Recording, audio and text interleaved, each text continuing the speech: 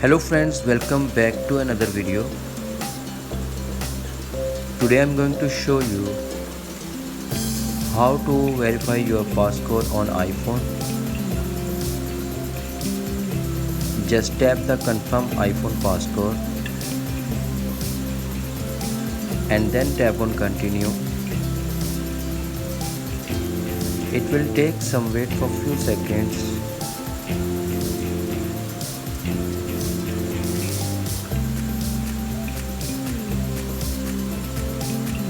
Now enter your iPhone passcode for verify.